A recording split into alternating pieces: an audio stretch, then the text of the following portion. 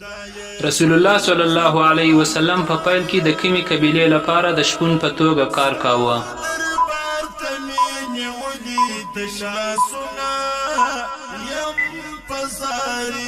جواب دی د بنو سعد قبیلې لپاره.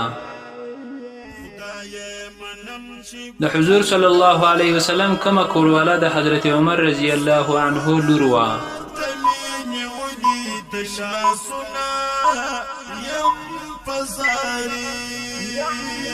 جواب دی حضرت حفصه رضی الله عنها. پیغمبر صلی الله علیه وسلم ته په کوم صورت کې خاتم النبیین ویل شوي دي؟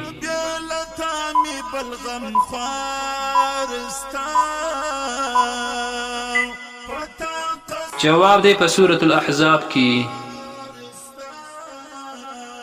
د ابو جهل له وژلو وروسته رسول الله صلی الله علیه وسلم د هغه توره کوم صحابي ته ورکړه؟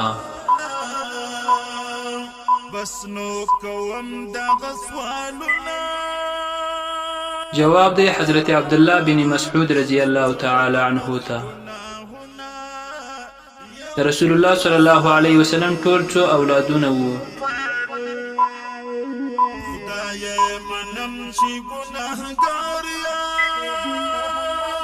جواب دی ټول و اولادونه وو. یاجوج و ماجوج به کله راښکاره شي؟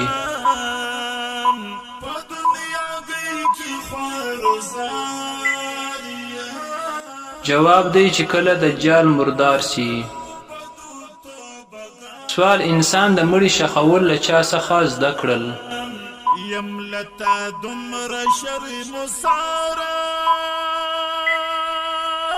جواب دی د کارګاه مرغه څخه.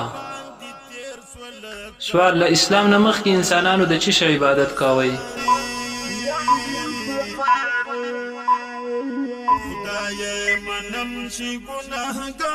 جواب دی د بتانو. د کوم عمل په ترسره کولو سره د شیطان مخ توریږي؟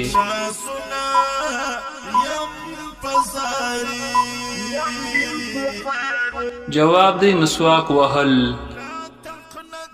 د قیامت په ورځ به د مؤمن مسلمان په عملنامه کې تر ټولو زیات وزني کوم شی وي؟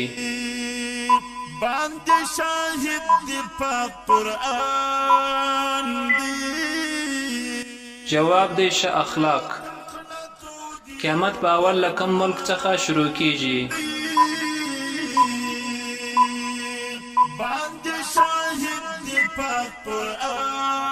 جواب دی د فلسطین څخه.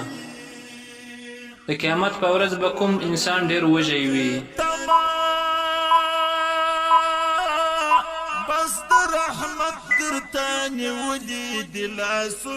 رسول الله صلی الله علیه وسلم فرمایي کوم انسان چې ډیر خوراک کوي هغه به د قیامت په ورځ ډیر وږی وي.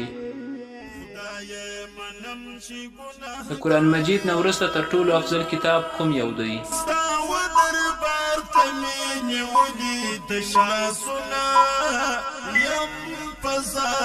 جواب دی بخاری شریف.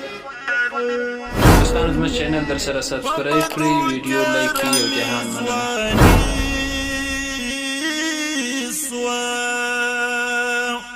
لهو لعب میں زندگی سوا پبدو تیرا میزوانی سوا لهو لعب میں زندگی سوا وکړم پڅسترګو کتنا